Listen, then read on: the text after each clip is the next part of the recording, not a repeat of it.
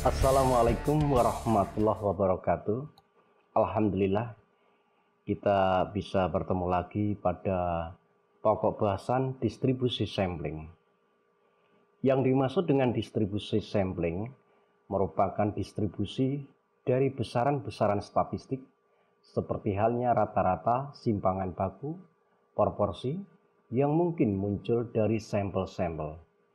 Jadi di dalam topik ini kita akan menghitung besaran-besaran statistik seperti halnya rata-rata, simpangan baku, dan proporsi.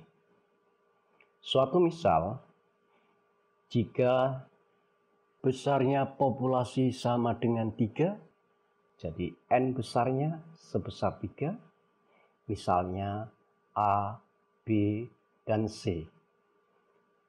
Kemudian kita akan mengambil sampel berukuran 2 atau notasinya N kecil sama dengan 2, maka akan kita peroleh 3 buah sampel, yaitu AB, BC, dan AC. Sampelnya tanpa pengembalian. Dari ketiga sampel tersebut akan kita hitung rata-ratanya, maka akan kita peroleh rata-rata sebesar 3. 3 rata-rata tersebut membentuk suatu distribusi yang kita sebut dengan distribusi sampling rata-rata atau distribusi rata-rata sampel. Demikian pula dengan perhitungan simpangan baku, varian, proporsi sampel yang akan membentuk distribusi simpangan baku, distribusi varian, dan distribusi proporsi. Sebelum kita membahas lebih lanjut terkait dengan distribusi sampling, pada kesempatan ini saya akan mengingatkan kembali apa yang dimaksud dengan populasi dan apa yang dimaksud dengan sampel. Karena kedua hal ini berkaitan erat dengan distribusi sampling. Seperti kita bahas pada pertemuan sebelumnya, yang dimaksud dengan populasi adalah totalitas dari semua objek atau individu yang memiliki karakteristik tertentu, jelas, dan lengkap yang akan diteliti. Jadi merupakan bahan penelitian. Sementara itu, sampel adalah bagian dari populasi yang diambil melalui cara-cara tertentu yang juga memiliki karakteristik tertentu, jelas, lengkap, yang dianggap bisa mewakili dari populasi. Adapun alasan dipilihnya sampling antara lain, yang pertama, objek penelitian yang homogen. Yang kedua, objek penelitian yang mudah rusak. Yang ketiga, penghematan biaya dan waktu. Yang keempat, masalah ketelitian. Yang kelima, ukuran populasi. Dan yang keenam, faktor ekonomis. Terdapat beberapa metode distribusi sampling. Pada pembahasan kali ini kita akan membahas 4 jenis distribusi sampling. Yang pertama adalah distribusi sampling rata-rata. Yang kedua, distribusi sampling proporsi. Yang ketiga, distribusi sampling beda 2 rata-rata.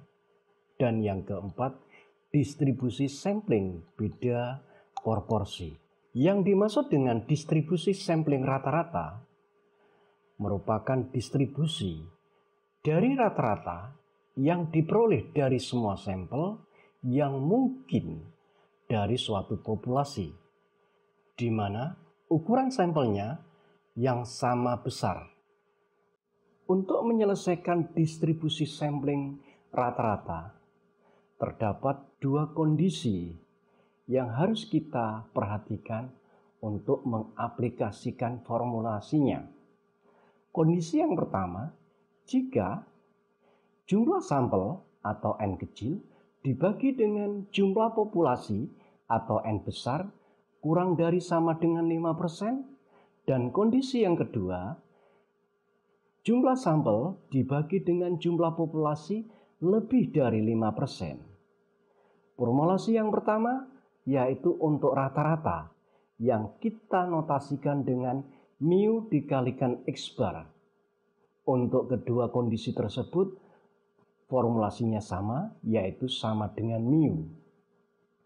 Sementara itu, untuk standar deviasi yang kita notasikan dengan standar deviasi X bar sama dengan standar deviasi dibagi dengan akar N. Formulasi ini kita pergunakan untuk kondisi yang pertama.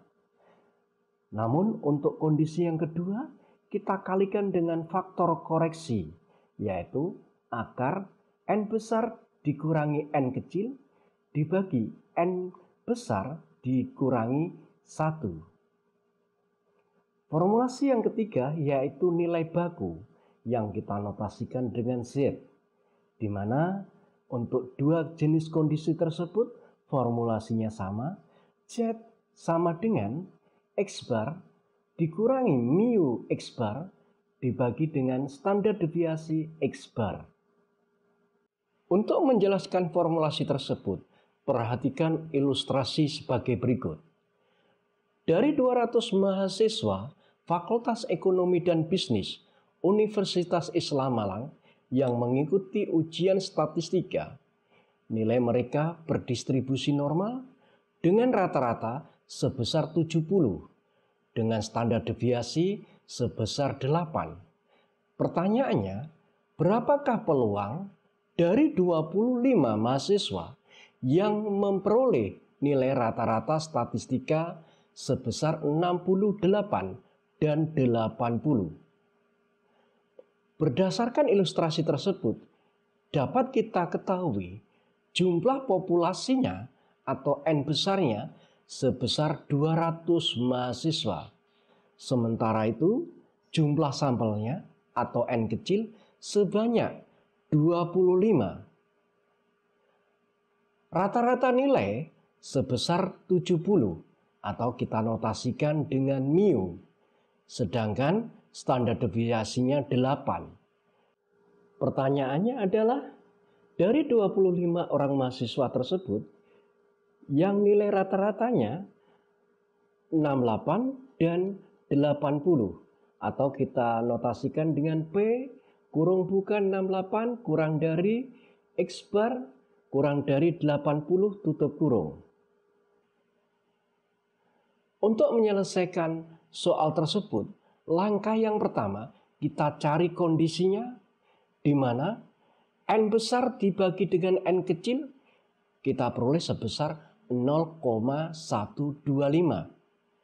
atau N besar dibagi N kecil lebih dari 5%. Dengan demikian kita akan mempergunakan formulasi yang kedua. Dari formulasi yang kedua, rata-rata yang kita notasikan dengan mu X bar kita peroleh sebesar 70.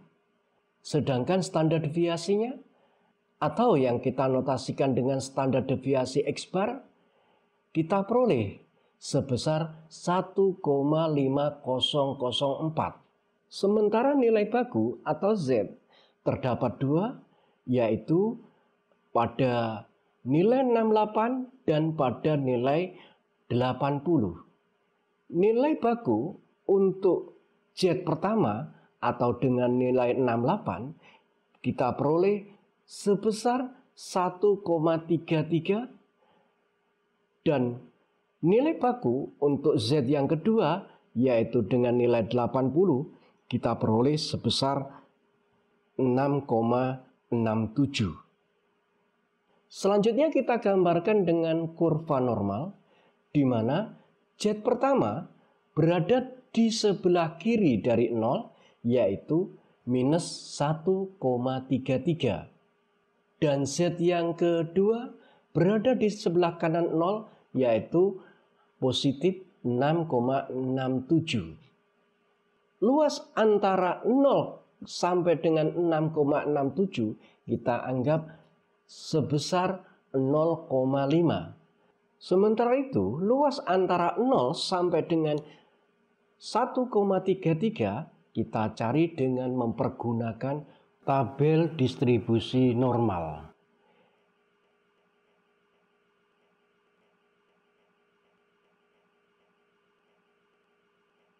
Yang kita dapatkan nilainya sebesar 0,4082. Dengan demikian, luas keseluruhannya adalah 0,4082 kita tambah dengan 0,5 sehingga kita peroleh luas keseluruhannya adalah 0,9082.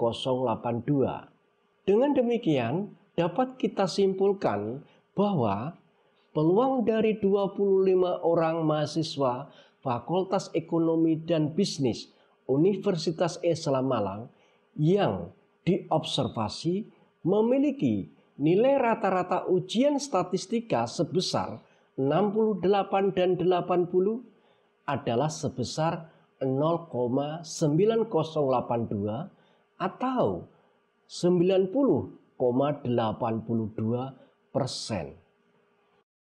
Selanjutnya, distribusi sampling proporsi merupakan distribusi yang dipergunakan untuk mengetahui perbandingan atau persentase antara dua hal yang berkomplement. Misalnya, persentase jawaban ya dengan tidak, persentase sehat dengan sakit, persentase perokok dengan bukan perokok, persentase pemakai produk dengan bukan pemakai produk, dan seterusnya. Seperti halnya di dalam distribusi sampling rata-rata, pada distribusi sampling proporsi juga kita kenal dua kondisi, di mana kondisi pertama adalah jumlah sampel dibagi dengan jumlah populasi kurang sama dengan 5%, dan kondisi yang kedua adalah jumlah sampel dibagi dengan jumlah populasi lebih dari 5%. Formulasi rata-rata, di mana rata-rata kita notasikan dengan mu dikalikan dengan X per N sama dengan Pi. Formulasi ini sama untuk kedua kondisi. Selanjutnya, untuk standar deviasi yang kita notasikan, standar deviasi X per N sama dengan akar dari Pi dikalikan 1 min Pi dibagi dengan N. Ini formulasi untuk kondisi yang pertama. Sedangkan untuk kondisi yang kedua, kita kalikan dengan faktor koreksi, yaitu akar dari N besar dikurangi N kecil dibagi dengan N besar dikurangi N kecil. Kemudian untuk formulasi nilai baku yang kita notasikan dengan Z, Z sama dengan X per N kecil dikurangi dengan mu kalikan X per N kecil dibagi dengan standar deviasi X per N kecil. Formulasi ini sama untuk kedua kondisi tersebut.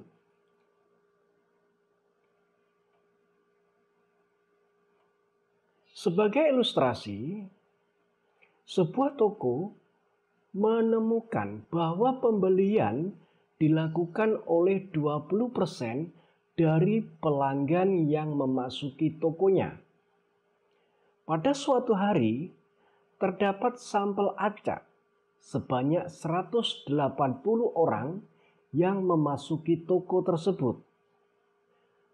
Pertanyaannya, berapa probabilitas pelanggan yang membeli kurang dari 15%? Dari ilustrasi tersebut dapat diketahui rata-rata pelanggan yang memasuki toko atau Pi sebesar 20% atau 0,2.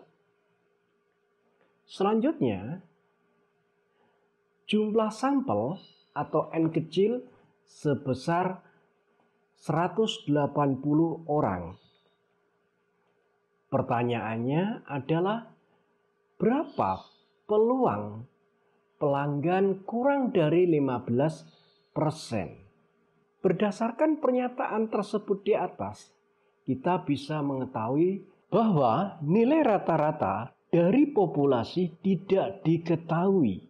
Maka kita pergunakan formulasi yang pertama. Berdasarkan data yang tersedia, kita bisa mencari nilai rata-rata, yaitu diperoleh sebesar 0,2. Selanjutnya, nilai standar deviasi diperoleh sebesar 0,0298 dan nilai bakunya atau Z diperoleh sebesar minus 1,68. Nilai minus ini menunjukkan arah sebelah kiri dari 0. Sehingga bila mana kita gambarkan kurva distribusi normalnya, nilai minus 1,68 terletak di sebelah kiri dari nilai 0. Nilai dari kurva sebelah kiri dari 0 secara keseluruhan kita peroleh sebesar 0,5. Sedangkan luas sebelah kiri dari 0 sampai dengan 1,68 dapat kita cari pada tabel distribusi normal. Silakan dibuka tabel distribusi normalnya.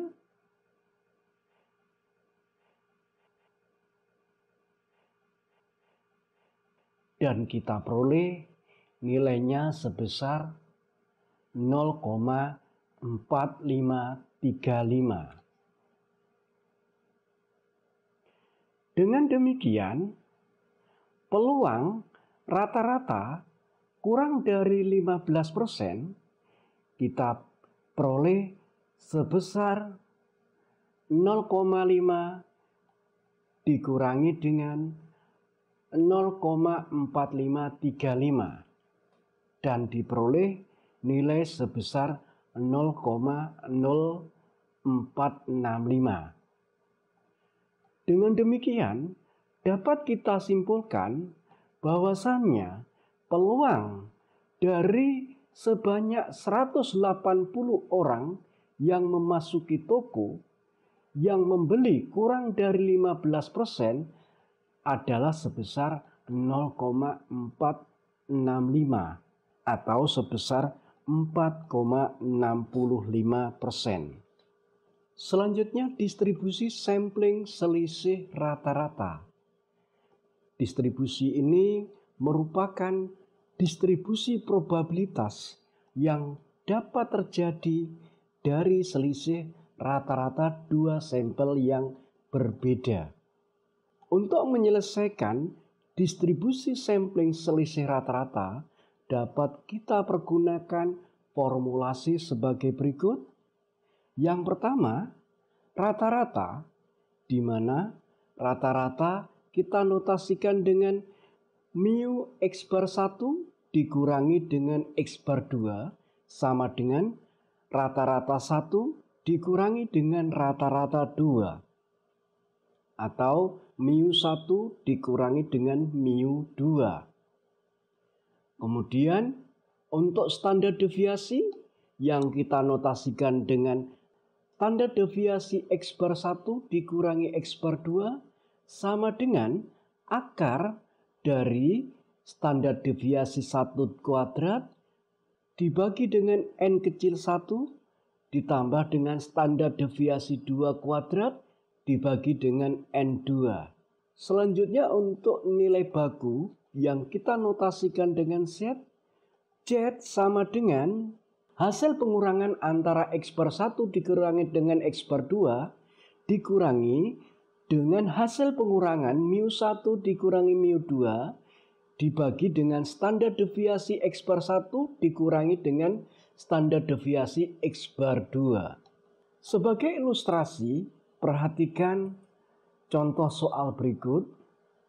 Pada suatu wilayah diperoleh rata-rata pendapatan manajer dan karyawan per hari masing-masing sebesar Rp70.000 dan Rp30.000 dengan standar deviasi Rp20.000 dan Rp4.000. Jika dari wilayah tersebut diambil sampel untuk manajer sebanyak 42 dan untuk karyawan sebanyak 135. Tentukanlah probabilitas bahwasannya pendapatan manajer Rp45.000 lebih besar dari pendapatan karyawan. Berdasarkan data tersebut di atas, dapat diketahui bahwasannya rata-rata pendapatan manajer atau MIU1 sebesar Rp70.000 dan rata-rata pendapatan karyawan atau MIU2 sebesar Rp30.000. Adapun standar deviasinya untuk manajer adalah sebesar Rp20.000 dan standar deviasi 2 untuk karyawan yaitu Rp4.000. Jumlah sampel untuk manajer atau N1 sebanyak 42 dan sampel untuk karyawan atau N2 sebanyak 135. Pertanyaannya adalah peluang dari X bar 1 dikurangi X bar 2 lebih besar dari 45.000. Berdasarkan data yang ada, kita bisa mencari nilai rata-rata, standar deviasi, dan nilai bakunya. Nilai rata-rata yang kita notasikan dengan mu X bar 1 minus X bar 2 diperoleh sebesar Rp40.000. Sedangkan nilai standar deviasinya diperoleh sebesar Rp3.105,21 dan nilai bakunya diperoleh sebesar 1,610. Nilai baku sebesar 1,61 bila mana kita gambarkan dalam kurva distribusi normal berada di sebelah kanan dari 0, di mana luas sebelah kanan dari 0 secara total adalah 0,5. Sedangkan luas sebelah kanan dari 1,610 dapat kita cari dalam tabel distribusi normal. Silakan dibuka tabel distribusi normalnya.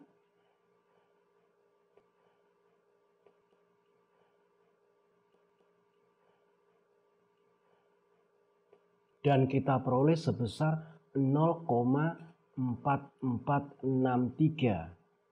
Sehingga luas daerah yang diasir kita peroleh sebesar 0,0537. Yang kita peroleh dari hasil pengurangan 0,5 dikurangi dengan 0,4463. Dengan demikian dapat kita simpulkan bahwa probabilitas pendapatan manajer Rp45.000 lebih besar dari pendapatan karyawan pada wilayah tersebut adalah sebesar 0,0537 atau 5,37%. Jenis distribusi sampling berikutnya adalah distribusi sampling selisih proporsi, di mana distribusi ini merupakan distribusi probabilitas yang dapat terjadi dari selisih proporsi dua sampel yang berbeda berdasarkan pada dua sampel tertentu dari ukuran parameter dua populasinya.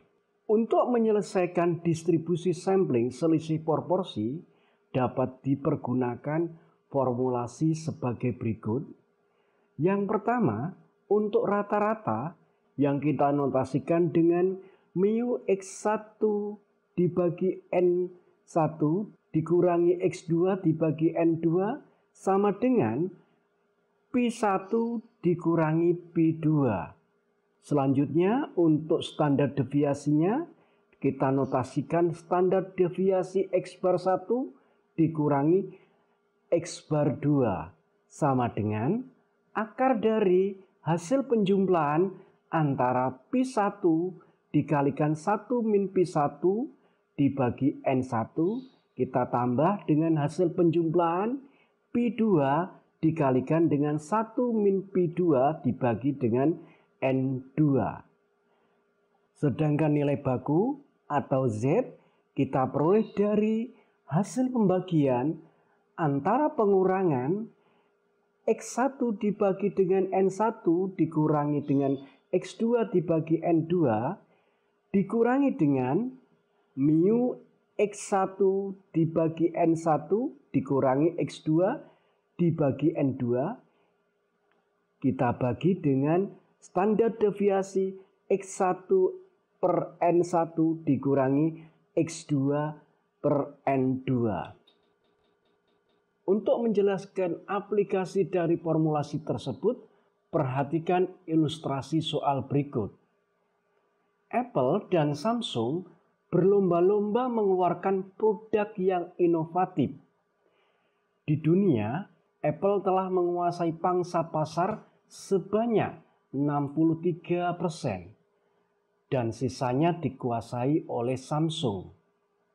Jika kita ambil sampel pangsa pasar dari 50 negara untuk memastikan pangsa pasar Samsung yang lebih akurat dan 60 negara untuk memastikan pangsa pasar dari pasar Apple. Hitunglah peluang pangsa pasar Apple dan Samsung akan berbeda 10% sampai 19%. Dari ilustrasi soal tersebut dapat diketahui rata-rata pangsa pasar untuk Apple atau Pi1 sebesar 63%. Sedangkan rata-rata pangsa pasar untuk Samsung adalah sisanya yaitu sebesar 37%.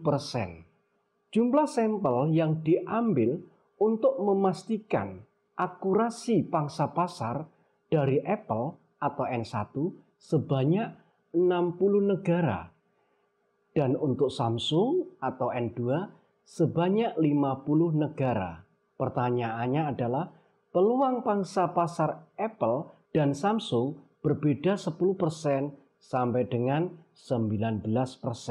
Berdasarkan data tersebut, kita bisa mencari nilai rata-ratanya, di mana nilai rata-ratanya diperoleh sebesar 0,26 atau 26%. Sedangkan nilai standar deviasinya diperoleh sebesar 0,09245. Kemudian nilai baku, terdapat dua nilai baku.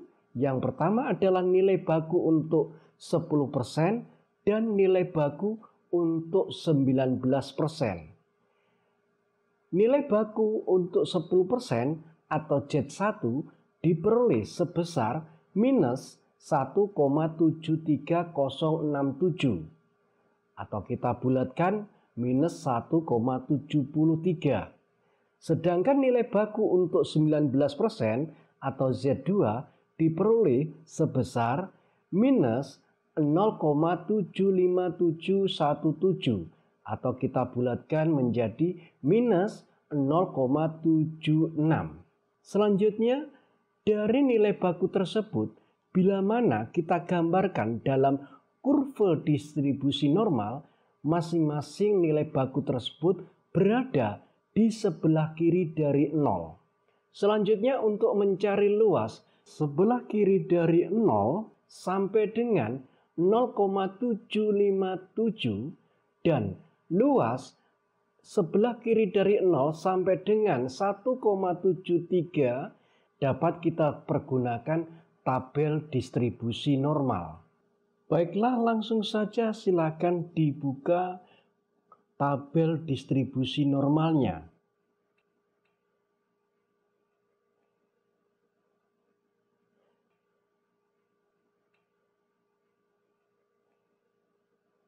di mana luas sebelah kiri dari 0 sampai dengan 1,73 diperoleh sebesar 0,4582.